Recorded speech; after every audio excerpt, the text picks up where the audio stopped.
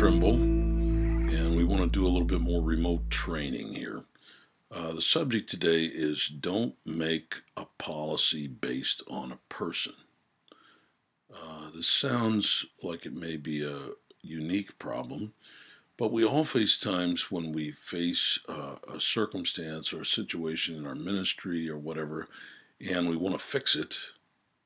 And maybe we think the easiest way to fix it is to change policy. So and so is working late, so we are going to change practice time to accommodate that, or something else like that. It creates problems because of some of the reasons I want to talk about. There are four things I want you to consider, and I'll mention them quickly. Number one, don't be myopic. Don't be myopic. That simply means don't be nearsighted. I suffer from nearsightedness. I can't see far away. That's why I have these glasses on. So, if you're nearsighted, you don't see the big picture. So pull back. Take a macro view versus a micro view, and pull back and look at the big picture. Because if you base your decisions and your policy on one person, you're going to face changes because that one person will have their circumstance change and you'll find yourself back in the same spot. So first of all, don't be myopic. Don't be nearsighted. Number two, remember things cycle. So number two is remember things cycle. We're facing a situation at the church right now at Winds at Pentecost where there are a lot of babies. That is a cycle.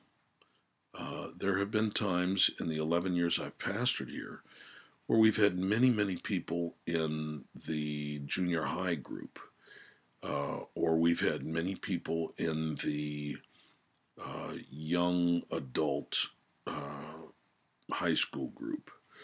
When I moved here, we had several that were late teens, early 20s. Those people are the ones all having babies now, most of them. So it cycles. You have to understand that things cycle. That's a natural part of church life. What you have to be careful is not to make a lot of policy decisions based on something that is cycling. Your problem may not be a real problem, it just may be a cycle. Okay, we are making changes in the nursery. We have to move staff around. We have to do different things, and it appears different at different times. But just be careful making sweeping decisions based on something that cycles. Number three, be proactive instead of reactionary. Don't have a knee-jerk reaction to a situation or an individual. You may have a rowdy person in a Sunday school class. Don't make a sweeping policy change based on that individual. It may be that you're avoiding making a tough decision to go talk to their parents or look at your discipline guidelines and or follow them. Nobody likes confrontation, but sometimes that communication must happen. Don't make sweeping policy changes just because you're chicken. Okay, you have to communicate sometimes. So be proactive rather than reactionary. Okay, policies should not be a reaction. It should be proactive.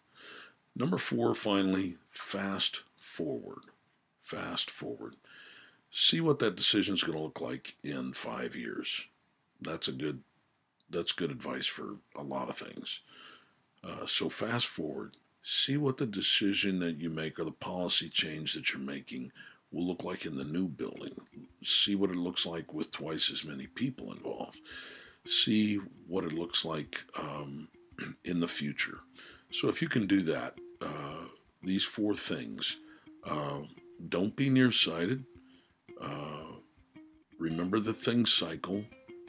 Number 3, be proactive instead of reactionary. And number 4, fast forward and see what it looks like in the future. That's pastor's perspective for this time. Thank you for being involved in ministry at Winds of Pentecost. God bless you.